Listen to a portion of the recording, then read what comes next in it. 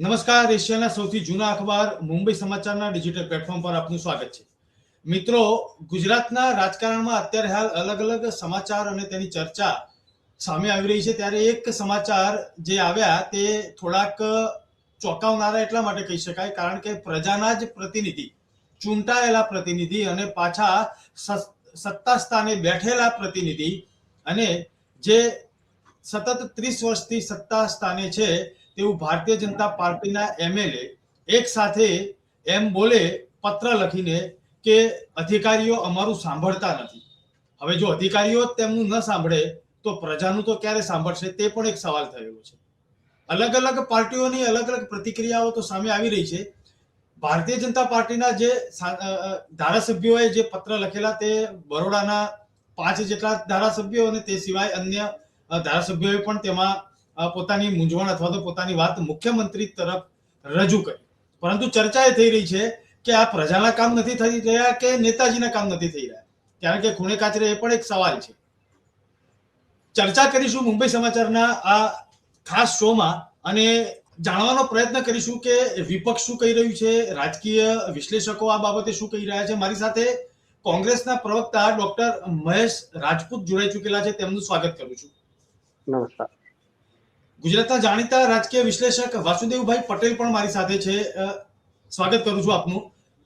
સૌથી પહેલા મહેશભાઈ એ સમજવું છે કે આપ સત્તા સ્થાને નથી, પરંતુ આ અધિકારીઓની વાત આવે ત્યારે ક્યાંક ને ક્યાંક તમને પણ એવો અનુભવ તો થતો હશે કે આ જે ધારાસભ્યો કહી રહ્યા છે સાચું છે કે ખોટું છે, કે પોતાની જ વાત નથી સાંભળતા, અધિકારી રાજ જેવું લાગે છે તમને? જે રીતે જે પરિસ્થિતિ છે ત્યારે આ રાજ્યની અંદર નરેન્દ્રભાઈ જ્યારે મુખ્યમંત્રી બન્યા ત્યાર પછી ધીમે ધીમે અધિકાર રાજ આવ્યું. કોંગ્રેસનું શાસન હતું ત્યારના મુખ્યમંત્રીઓ છે એ કલેક્ટરની પોસ્ટિંગ આપે કે એસપીની પોસ્ટિંગ આપતા, કમિશનરની પોસ્ટિંગ આવતા, પોલીસને હોય કે આઈએસ હોય કે આઈપીએસ હોય, ત્યારે પેલા એ જોતા કે કયા સ્થિતિમાં કોને મોકલીએ છીએ, એ કેટલો નોન કરપ્ટેડ માણસ છે, પ્રજા સાથે કેટલો જોડાઈ શકશે, પ્રજાના હિતમાં શું કરશે, એને ધ્યાનમાં રાખવામાં આવતું. ત્યાર પછી ભાજપની સરકાર આવ્યા પછી ધીમે ધીમે એમાં ચેન્જીસ થયા. એમાંય નરેન્દ્રભાઈ મુખ્યમંત્રી બન્યા પછી ધીમે ધીમે જે કરપ્શન છે એ ડાયરેક્ટ અધિકારીઓ લે અને અધિકારીઓ થ્રુ જ પાર્ટીમાં આવે, એ ધીમી સિસ્ટમને અપનાવવામાં આવી. ત્યારબાદ નરેન્દ્રભાઈ વહી ગયા દિલ્હી તરફ અને પાછળ હજી આજની તારીખમાં આઈએસ આઈપીએસ ની બદલીઓ કોણ કરે તો કે ભાઈ ભારત દેશની અંદર જે હોમ મિનિસ્ટર તરીકે બેઠા છે ઈ કામગીરી મુખ્યમંત્રીની અને હોમ મિનિસ્ટરની બદલીઓની કામગીરી ગુજરાતની પણ એ જ ભાઈ કરે. અને હવે તમે જ્યારે જે સિટીમાં પોસ્ટિંગ આપો છો એના ભાવ બાંધણા થઈ ગયેલા છે, કોણ વધુ આપશે, એ અધિકારી ત્યાંનો કલેક્ટર બને, ત્યાં કેટલા નવા વિકાસના કામો છે એને ધ્યાનમાં રાખીને પોસ્ટિંગ થાય. એ પોસ્ટિંગ થાય અને પછી ત્યાં ધારાસભ્ય ઉભો રહે કે આનું શું, કારણ કે જયારે ઓલો બધું દઈને આવ્યો છે, નક્કી કરીને આવ્યો છે કે મારે આટલું એને પહોંચાડવાનું કે આટલું પહોંચાડીને આવ્યો છો, તો એને તો એનું ખબર કરવાનું જ છે. હવે એમાં જો મલાઈમાં કોઈ ભાગ લેવા આવે સરકારના પ્રતિનિધિઓ કોઈ ભૂલે ચૂકે તો એને ના જ પાડવાના છે, કારણ કે પેલા પોતાનું જે બજેટ છે, પોતાનો જે પોર્ટફોલિયો નક્કી કરીને આવ્યા છે એ તો પૂરો કરવાનો ને. એટલે ત્યારે આ ધારાસભ્યોના કામ ના જ થાય. પછી પ્રજાની તો વાત જ જુદી છે, કારણ કે તમે બિન ખેતી કરાવવા જાઓ કે પેલું કરાવવા જાઓ, એટલે એ તો નાણાં દીધા વિનાનો તો કોઈના થતું જ નથી કામ. એક નાનો તલાટીની પાસે તમે જાઓ તો એના પટાવાળો તમારી પાસે 100 રૂપિયા માંગે અને તલાટી પણ પૈસા માંગે. હવે તલાટીને અહીંયાથી ને ગામ પંચાયતમાંથી ને જો કરપ્શન ચાલુ હોય તો એ કયા ગામમાં અત્યારે વિકાસ થાય છે, ક્યાં નવા રોડ રસ્તાઓ આવવાના છે, ક્યાં ડેવલપમેન્ટ થવાનું છે, એની ઉપર તો તલાટીની પણ બદલી થાય અને એની નિમણૂક થાય છે. તો એ શરૂઆત કર્યાથી જ કરપ્શનની સિસ્ટમ છે. એટલે પછી એમાં ધારાસભ્યનું ન માને, કોઈનું ન માને, કારણ કે આખા નક્કી કરેલું હોય અને આખા જે કહે એ જ કરવાનું હોય એ અધિકારી. જી વાસુદેવભાઈ, આ આખી વાત કોંગ્રેસના પ્રવક્તાએ જે કરી આપ સાંભળી રહ્યા છો, પરંતુ આ કરપ્શનનું મૂળ તો હજી શોધી શકાયું નથી કે ક્યાંથી આવ્યું. હું એવું નહીં કહીશ કે સત્તા બદલાય એટલે કરપ્શન ઓછું થઈ જાય છે. સત્તા તો આઝાદી કાળથી અલગ અલગ રાજકીય પક્ષોએ ભોગવી જ છે અને નાનું મોટું કરપ્શન તો લગભગ ત્યાંથી હશે એવું માની લઈએ, કારણ કે પ્રજામુખે લોકમુખે એવી ચર્ચાઓ તો થતી જ રહી છે કે કરપ્શન તો પહેલેથી ચાલુ આવ્યું છે. પરંતુ આ લોકશાહીમાં અધિકારી રાજની વાત કરીએ આપણે તો થોડુંક એવું લાગે કે આ આવનારા સમય માટે જોખમી તો છે. કોંગ્રેસના પ્રવક્તાએ શું ચાલી રહ્યું છે એની વાત કરી. જી, તમે જે પ્રશ્ન પૂછ્યો છો કે આવું કેમ ચાલી શકે છે, આવું ચાલી શકવા પાછળ વ્યવસ્થાઓ કારણભૂત છે. શાસન વ્યવસ્થામાં આપણે જે અત્યારે જેને ચૂંટીએ છીએ ધારાસભ્ય, આપણે ગુજરાતની વાત કરીએ વિધાનસભાની, તો ધારાસભ્ય જે ચૂંટીએ છીએ, ધારાસભ્ય મુખ્યમંત્રી બનાવે છે અને મુખ્યમંત્રી પછી મંત્રીમંડળની રચના. એટલે મુખ્યમંત્રી બનાવવા સિવાય ધારાસભ્ય છે એ પક્ષનો કે વિપક્ષનો, સત્તા પક્ષનો કે વિપક્ષનો, ત્યાં સુધી એની ગણતરી હોય છે. મુખ્યમંત્રી બની ગયા પછી બધા ધારાસભ્યો સરખા થઈ જાય છે. પછી બે ભાગ પડે, એક મિનિસ્ટર અને એક સાદો ધારાસભ્ય. સાદા ધારાસભ્ય પાસે કશું હોતું નથી. સામાન્ય નાગરિકના જેટલા કઈ પ્રભાવ હોય ને એટલો જ એની પાસે પ્રભાવ, એથી વધનો પ્રભાવ હોતો નથી. કઈ એવી વ્યવસ્થા જ નથી. અને જે મંત્રીમંડળમાં જે બેઠા છે એ મંત્રીમંડળમાં પણ જે પ્રમાણે મુખ્યમંત્રી એને ધારે ત્યારે બદલી શકે અને મુખ્યમંત્રીને પણ જ્યારે હાઈકમાન્ડ ધારે ત્યારે બદલી શકતું હોય ત્યારે એમના હાથમાં કશું છે નહીં. રહી વાત હવે ભ્રષ્ટાચારની, જે ધારાસભ્યનું સાંભળતા નથી એવું કે છે, એની વાત આપણે કરીએ તો પૈસા જે ખર્ચાય છે, એક્ઝિક્યુશન જે કરવાનું હોય છે, પૈસા ખર્ચવાના હોય એ સરકારી માણસ જ, તંત્ર જ ખર્ચી શકે. એમાં ચૂંટાયેલો માણસ કશું ના કરી શકે. ચૂંટાયેલા માણસે ભ્રષ્ટાચાર કરવો હોય તો આ જે નિમાયેલા લોકો છે, સરકારી તંત્રના લોકો છે, એની જોડે ભાગીદારી કરવી પડે. એટલે ભાગીદારીમાં જે લોકો કરે છે એ કમાય છે. બીજી વાત એવી છે કે બે પ્રકારના અધિકારો હોય છે. એક મનમાની કરવાના અધિકારો હોય જેને વિવેકાધિકાર કહેવાય છે, જજને હોય છે, મામલતદારને, કલેક્ટરને, બધાને હોય છે. અને બીજો અધિકાર છે કાયદા પ્રમાણે કામ કરવાનો અધિકાર હોય છે. એ જે છે એમાં જવાબદેહીતા હોય તો જ કાયદા પ્રમાણે કામ કરે કે ના કરે. એટલે જેટલા તલાટી છે, તમને એક ઉદાહરણ આપું, ધ્યાનમાં આવે, તલાટી 7/12 ભૂલ કરે છે, સુધરાવા મામલતદાર પાસે જવું પડે, મામલતદાર પૈસા આપીને સુધરાવે છે, સુધારી આપે છે, તો સુધરે તો છે પણ તલાટીને કઈ થતું નથી, કારણ કે તલાટીને મનમાની કરવાનો અધિકાર મળ્યો છે એટલે ભ્રષ્ટાચાર થાય છે. હવે મનમાની કરવાનો અધિકાર જ્યાં સુધી કાઢી ના નાખીએ, મનમાની તો લોકશાહીમાં લોકોને જ કરવા મળે ને. લોકો જેને ચૂંટવો હોય એને પસંદ કરે, ચૂંટી કાઢે, ના ગમતો હોય તો પાછો બોલાવી શકે. કાયદાનો મુસદ્દો ભાગ આવા પ્રકારનો અમારે કાયદો જોઈએ છે અને કાયદો બનાવ્યા પછી ઠીક ના લાગે તો બદલી શકે. તો મનમાની કરવાના અધિકારો લોકો પાસે હોય અને ફક્ત જવાબદેહીતા પૂર્વક પ્રબંધન કરવાનું કામ જો આ ચૂંટાયેલા ને નિમાયેલા લોકો પાસે હોય, તંત્ર પાસે હોય, તો ભ્રષ્ટાચાર શૂન્ય થઈ જાય. એટલે અત્યારે જે વ્યવસ્થા છે એ વ્યવસ્થા એવી છે, વ્યવસ્થાની સમજણ. આમાં શું, વ્યવસ્થા પહેલા દિવસે બધાને સમજાણી નહોતી. દર વર્ષે 1% વ્યવસ્થા વધની લોકોને સમજાય છે. 75 વર્ષે 75% ભ્રષ્ટાચાર ચાલે છે. જ્યાં જેને ઉતાવળ કરી છે, ભારતીય જનતા પાર્ટીનું ગુજરાતમાં શાસન છે આટલા વર્ષથી, એમને થોડી ઉતાવળ કરી એટલે એમને 95% સુધી પહોંચાડી દીધું. કુલ મળીને દર વર્ષે 1% દેશમાં ભ્રષ્ટાચાર વધે છે. કારણ શું કે આ વ્યવસ્થાઓ સરકારી તંત્રમાં બેઠેલા, ન્યાય તંત્રમાં બેઠેલા લોકોને સમજાય છે કે આપણે ગમે તે કરીશું તો આપણને કઈ થવાનું નથી, આપણો વાંકો વાળ થવાનો નથી. કારણ શું કે અત્યારે તમે અદાલતોની હાલત પણ જુઓ તો રોજ તમને આક્ષેપો જોવા મળશે કે અદાલતમાં ન્યાય નથી મળતો, ભ્રષ્ટાચાર થાય છે. આ બધું તમે રોજ સાંભળશો. એટલે અદાલતોનો વિશ્વાસ પણ તૂટતો જાય, કારણ કે ત્યાં પણ ધીમે ધીમે આવા પ્રકારના જજમેન્ટ આવી રહ્યા છે કે જે જજમેન્ટની અપેક્ષા આ લોકશાહી વ્યવસ્થામાં ન હોઈ શકે. એટલે આ બધી પરિસ્થિતિમાં ધારાસભ્યોનું જો તંત્ર ના માનતું હોય તો મને કઈ એમાં બહુ વધારે પડતું લાગતું નથી, કારણ કે ધારાસભ્યની કોઈ હેસિયત જ નથી રહેતી. મુખ્યમંત્રી બનાવ્યા પછી એની પાસે કશું છે જ નહીં. એવું માનતા હોય કે હું ધારાસભ્ય, હું આમ ખખડાવી નાખું ને ભાઈ કોઈ સાંભળે નહીં, એને સાંભળશે પણ નહીં. જ્યાં સુધી પોલિટિકલ પાર્ટીનું હાઈકમાન્ડ જ્યાં સુધી એ નહીં ઈચ્છે ત્યાં સુધી આ દેશમાં ભ્રષ્ટાચાર બંધ થવાનો નથી. ને જે પાર્ટીમાં હાઈકમાન્ડ ને વડાપ્રધાન બે જો એક જ પોલિટિકલ પાર્ટીમાંથી આવતા હોય અને બંનેનું એકની પાસે ચાર્જ હોય તો આ દશા થાય. એ ગુજરાતની આ દશા છે, એમાં બીજું કાંઈ નવું નથી. જી મહેશભાઈ, એક સટીક વિશ્લેષણ જ્યારે વાસુદેવભાઈએ આપ્યું હોય આપ પણ સાંભળતા હતા.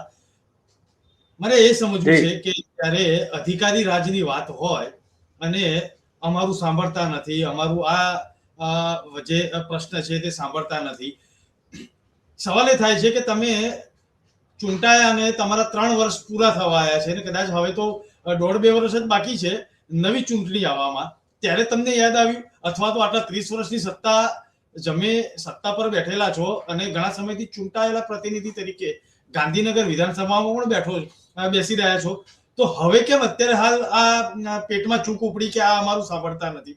તો આ તો પહેલા થવું જોઈએ.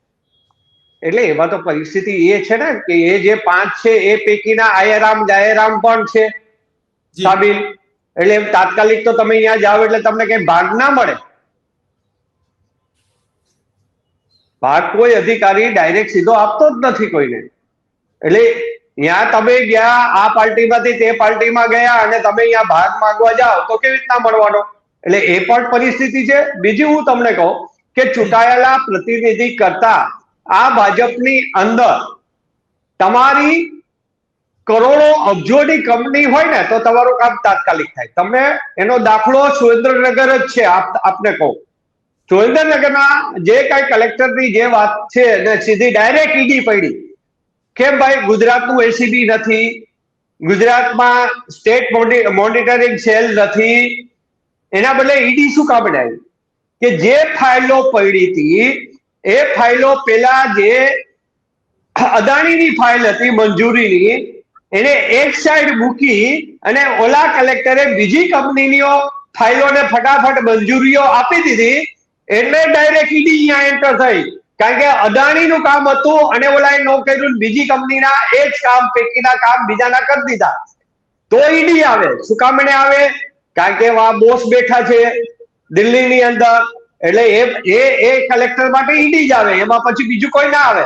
એટલે જ્યારે આ બાંધેલું જ છે કે તમારે દિલ્હીના આકાને ઉપરવટ જઈને કોઈ અધિકારી જઈ શકે નહીં, અને એ જાય કે હિંમત કરી લે, આજે સુરેન્દ્રનગરના કલેક્ટરે કરી એવી, તો સીધું ઈડી આવે.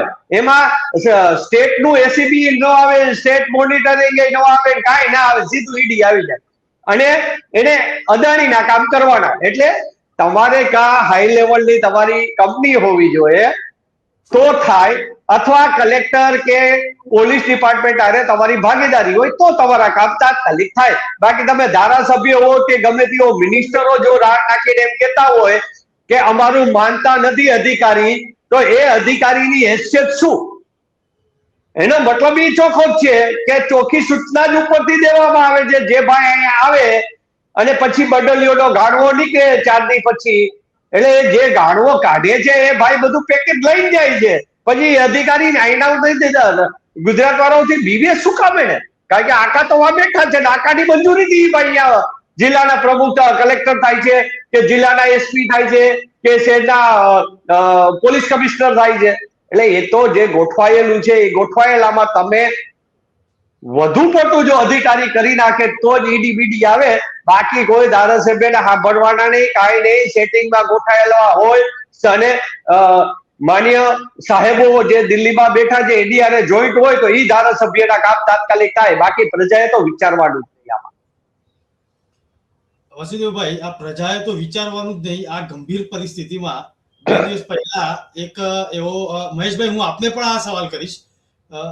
પહેલા વાસુદેવભાઈ નો શું એંગલ છે તે પણ જોઈ લઈએ, કારણ કે તેમનું પણ એક સટીક વિશ્લેષણ હોય છે. આ બધી વાતોમાં પ્રજાએ શું કરવાનું અથવા તો પ્રજા નોંધારી હોય તેવો અહેસાસ, કારણ કે પડે જ્યાં જાઓ ત્યાં આગળ આ એક દરેક પગથિયે એક અનુભવ તો પ્રજા કરતી હોય છે. 2 દિવસ પહેલા જે અહેવાલ આવ્યો સરકારનો જ, આપનું જે હસી રહ્યા છે તેના ઉપરથી મને લાગે છે કે આપ કંઈક કહેવા માંગો છો વાસુદેવભાઈ.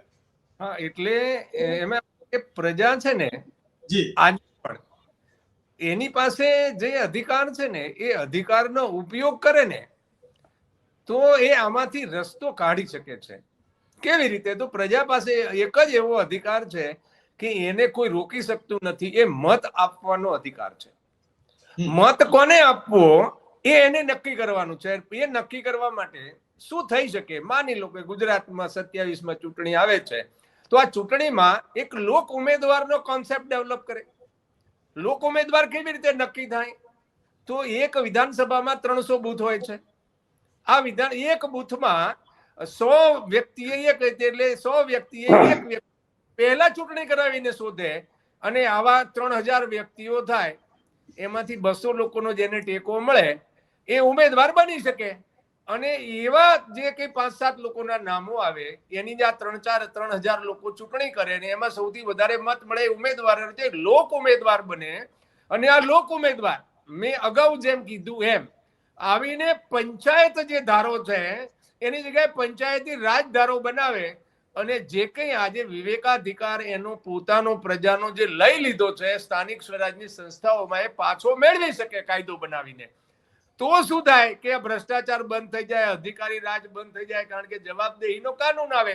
અને બીજું, વિવેક જે વાપરવાનો છે, મનમાની કરવાની છે, લોકોએ કરવાની છે કે કોને પસંદ કરવો, કોને બનાવવો, ક્યાં એને બદલી નાખવું હોય તો એ બદલી શકે. આ પંચાયતમાં વિધાનસભા બધું કરી શકે એમ છે.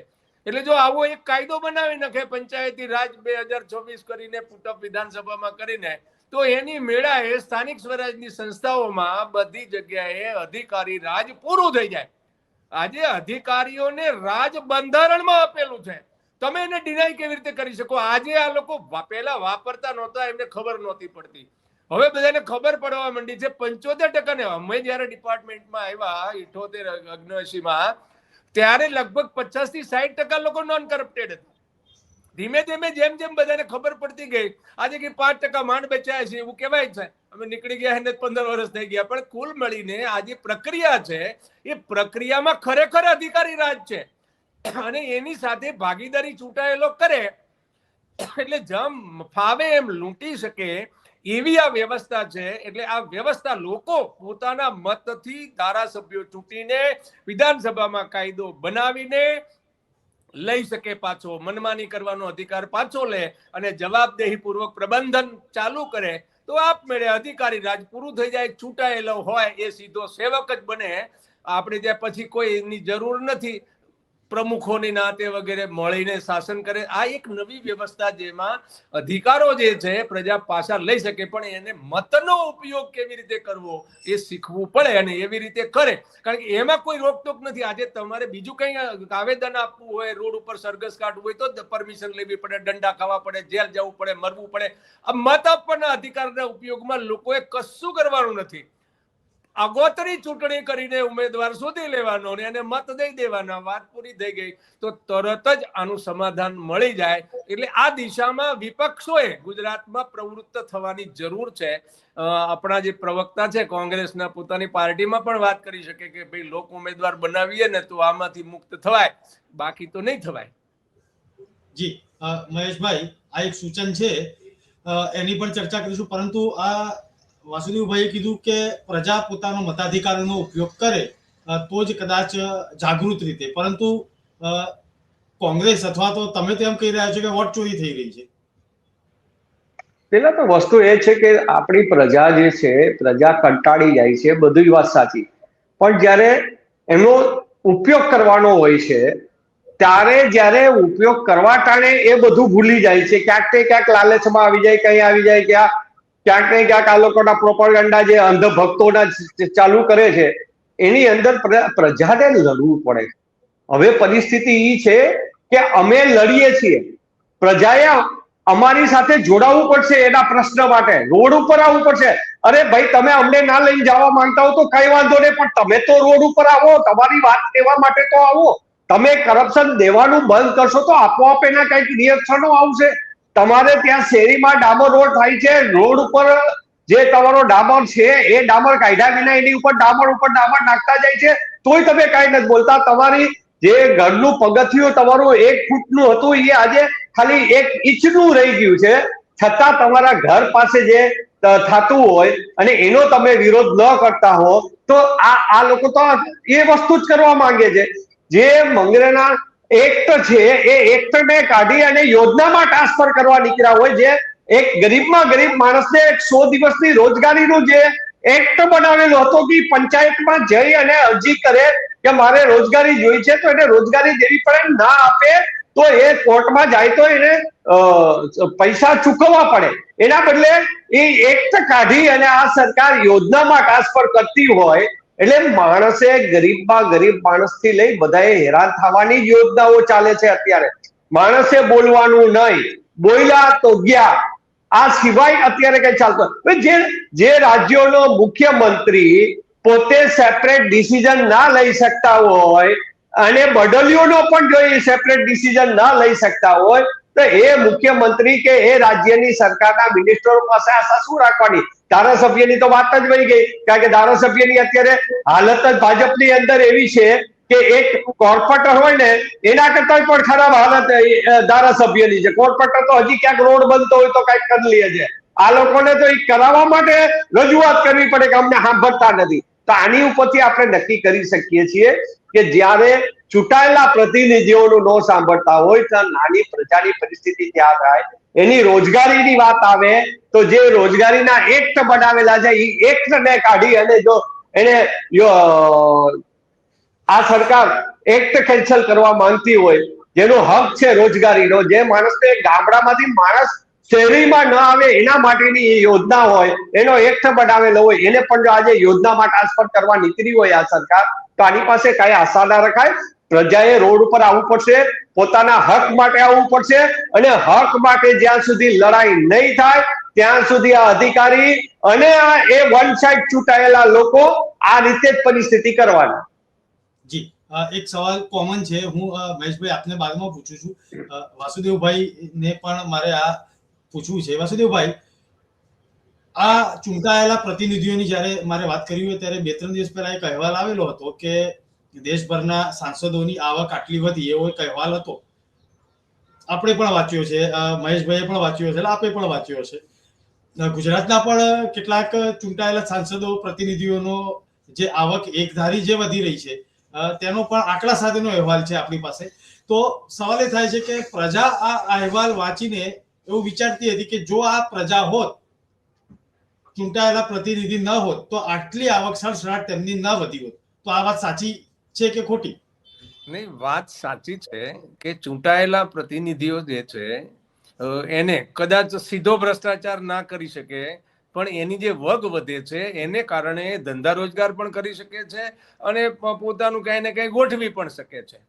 રહી વાત હમણાં જે કરી કોંગ્રેસના પ્રવક્તાએ કે તમે વિરોધની ભૂમિકા ઉપર લોકોને રોડ ઉપર શું કામ ઉતારો છો? એમાં તો દંડા ખાવાના છે, જેલ જવાનું છે, અધિકારીઓ મન ફાવે એમ તોડી નાખવાના છે. એને બદલે તમે અગોતરી ચૂંટણી કરીને વિપક્ષનો ઉમેદવાર કેમ નથી શોધતા? એમાં લોકોને રોડ ઉપર લાવો ને, કે ભાઈ આવો, તમે રોડ ઉપર આવો, પણ ઉમેદવાર શોધવા માટે આવો. અને સારો ઉમેદવાર, લોક ઉમેદવાર આવશે તો પછી આ જે અધિકારી રાજ છે એને સમાપ્ત કરશે. અધિકારી રાજ બંધારણમાં છે અને એ અધિકારી તમને પરમિશન નથી આપતો ને વગર પરમિશને કાર્યક્રમ કર્યો એમ કરીને જેલમાં ઠોસી દે છે. એ તો એની પાસેથી પાછું લેવું પડે ને. ત્યાં સુધી તમે રોડ ઉપર લાવીને લોકોને કરશો શું? જેલમાં જશે લોકો, ઉપરથી તમારી સાથેથી વિખૂટા પડી જશે. આજે બીજેપીમાં આટલી મોટી ભરતી કેમ થઈ રહી છે? કારણ કે રોડ ઉપર નથી લાવતા, એ તો ભાગીદાર બનાવે છે અને જે સાથે જોડાય છે એમને આગળ હાંકે છે. તમારામાંથી ઘણા બધા જતા રહ્યા. એટલે કુલ મળીને તમે લોકોને રોડ ઉપર લાવો, પણ વિરોધ કરવામાં નહીં. વિરોધની રાજનીતિ મૂકી દો, તમે સહમતિની રાજનીતિ ઊભી કરો, લોક સહમતિ ઊભી કરીને લોક ઉમેદવાર શોધો અને એને કહો કે બસ આમનું જે અધિકારી રાજ કાનૂનન છે એને સમાપ્ત કરો. જ્યાં સુધી કાનૂનન અધિકારી રાજ સમાપ્ત નહીં થાય ત્યાં સુધી આ બંધ થવાનું નથી. ભ્રષ્ટાચાર રોકાય જ નહીં. સામાન્ય માણસ માનતો થઈ ગયો કે ભ્રષ્ટાચાર બંધ થાય નહીં. એનું કારણ અધિકારી રાજ છે. અને જ્યાં સુધી અધિકારી રાજને કાનૂનન સમાપ્ત કરવામાં નહીં આવે ત્યાં સુધી લોકોને રોડ ઉપર લાવશો તો લોકો પસ્તાશે, પસ્તાશે અને તમારાથી દૂર જશે. વિરોધની રાજનીતિ મૂકી દો, રોડ ઉપર સરઘસ કાઢવાની જરૂર નથી. બીજેપી સરકાર પાસે માગણી કરવાની જરૂર નથી. તમે સરકાર બનાવો, લોક ઉમેદવારથી સરકાર બનાવો અને આ અધિકારો સમાપ્ત કરો. જ્યાં સુધી અધિકારી રાજના અધિકારી જે ચૂંટાયેલા અને નિમાયેલા લોકો પાસે છે એને સમાપ્ત નહીં કરો ત્યાં સુધી આ ભ્રષ્ટાચાર રોકાવાનો નથી. ગમે તેટલા રોડ ઉપર ઉતરશો, સરઘસ ઉતારશો, એટલા લોકો વધારે હેરાન થશે, વધારે જેલમાં થશે, વધારે કેસ થશે, ખોટો કેસ કરી શકે છે ને. આ એમની પાસે સત્તાઓ છે ને ખોટો કેસ કરનારને કશું થતું નથી, ખોટા તલાટીને કઈ થતું નથી. આને સમાપ્ત કરો. સમાપ્ત કરવા માટે તમે લોકોને લોક ઉમેદવાર શોધવા રોડ ઉપર લઈ આવો, મતદાન કરવા રોડ ઉપર લઈ આવો, નહીં કે સંઘર્ષ કરવા, સરકાર પાસે ભીખ માંગવા. ભીખ માગે આમની પાસે ભીખ ન મગાય, કારણ કે એમને ખબર પડી ગઈ છે કે અમારું રાજ છે, અધિકારી રાજ છે, એટલે આને સમાપ્ત કરવાની દિશામાં આગળ વધવું જોઈએ એવું મને લાગે છે. મહેશભાઈ, જી, સંઘર્ષ નહીં પરંતુ સહમતિ, આપ આ બાબતે સહમત છો? અમે આપણે જોયું હશે કે અત્યારે જે અમારા કાર્યક્રમો ચાલે છે, અમે લોકો પાસે જઈએ છીએ. એ તાલુકા પંચાયત હોય તો તાલુકા પંચાયતની સીટ હોય તો એના જે ગામીય લોકો છે એ ગામીય લોકો પાસે અમે જઈએ છીએ કે તમે અમારી પાસે શું ઈચ્છો છો, તમે અમારી પાસે જે ઈચ્છતા હોય એ કહો. અમે એ વસ્તુ લઈને જ નીકળવા હવે માંગીએ છીએ કે તમારી ઈચ્છાઓ શું છે, તમારી ઈચ્છાઓ અમે પૂર્ણ કઈ રીતે કરી શકીએ. પછી એ ગામ પંચાયત હોય કે તાલુકા પંચાયત હોય કે ડિસ્ટ્રિક્ટ પંચાયત હોય, અને તમને ક્યાંય એમ લાગતું હોય કે કોંગ્રેસ આ વ્યક્તિને તાલુકા પંચાયત કે ડિસ્ટ્રિક્ટ પંચાયત લડાવે, એવી પણ જ્યાંથી માંગણી કે જ્યાં કોઈ ગામમાંથી અમારી પાસે વાત આવશે એ લઈને જ અત્યારે અમે નીકળી ગયા છીએ. અમારા બધા એક એક તાલુકા પંચાયતની સીટ ઉપર અમે લોકજન અને લોકો સાથે બેસીને ચર્ચા કરીએ છીએ. ત્યાર પછી જે 4 હોય કે 5 હોય એ તાલુકા પંચાયત પછી અમે જિલ્લા પંચાયતની જે સીટ નીચે 4 તાલુકા આવતી હોય કે 5 આવતી હોય એના એક એક ગામની અંદર જઈ અને અમે અત્યારે એ વસ્તુ કરીએ છીએ. ત્યાર પછી એક જનરલ એક સભા કરીએ છીએ. આ અમે લોકો પાસે જ જઈએ છીએ કે તમે બોલો, અમારે શું, અમે તમારી સાથે છીએ, તમારી વાત અમને કહો, અમે એ વાત લઈને આગળ વધવા માંગીએ છીએ. નહીં, તમે છે ને તમે લોકોને આગળ કરો. તમે, કારણ કે આમાં શું, રાજકીય પક્ષોના કાર્યકર્તાઓનો વિશ્વાસ કરવાનું લોકોએ બંધ કરી દીધું છે.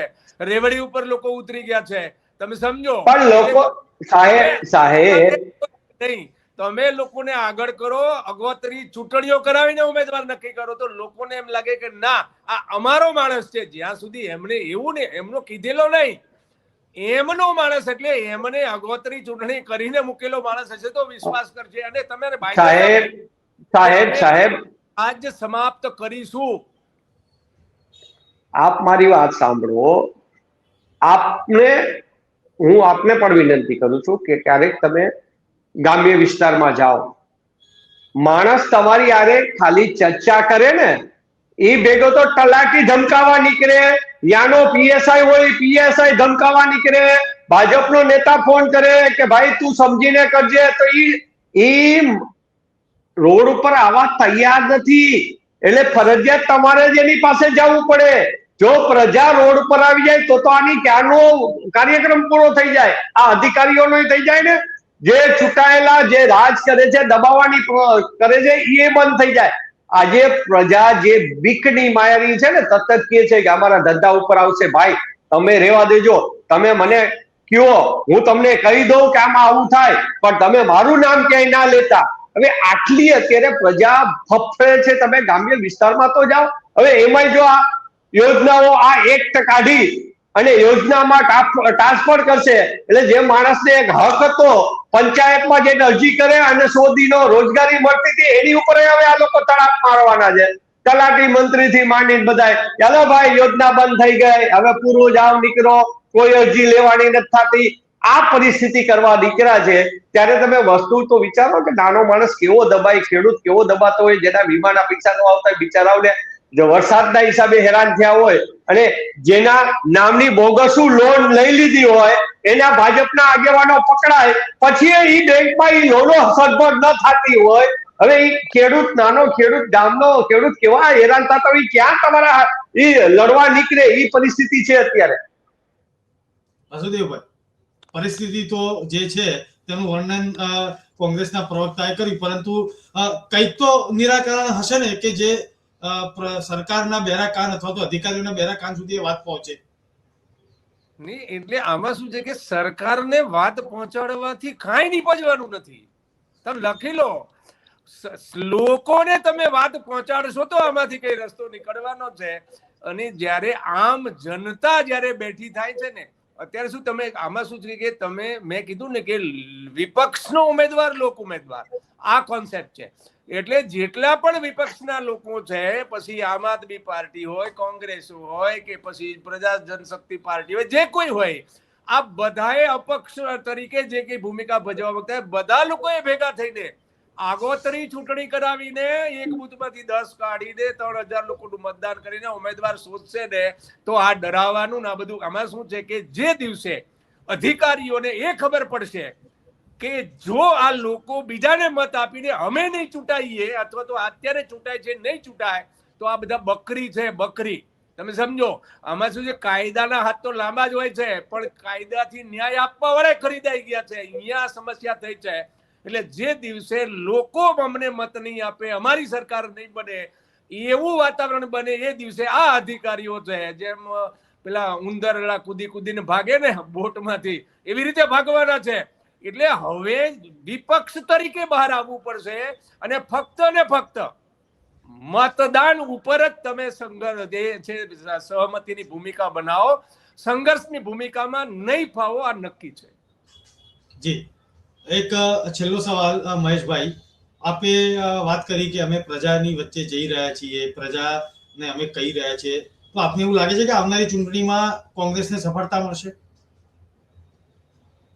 સફળતા કેટલી મળે ના મળે એ પછીની વાત છે. પહેલી વાત તો એ છે કે લોકોની જે વાત છે, લોકોને જે દબાવીને રાખ્યા છે, એ લોકોની વાત એના હૃદયમાંથી, એના દિલમાંથી, એની જુબાનમાંથી બહાર લાવવી પડે, એ પરિસ્થિતિ પેલી તો છે.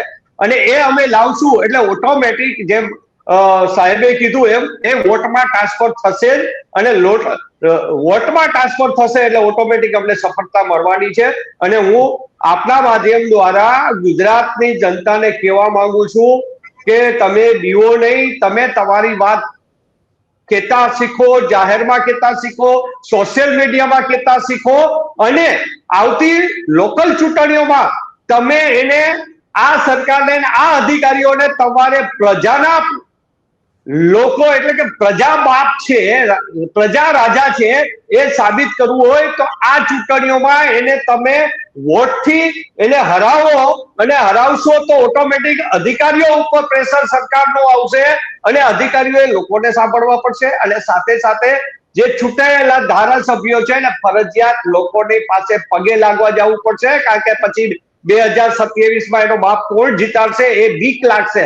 અને બીક લાગશે તો જ પ્રજાના વોટ એનું કામ થવાનું છે.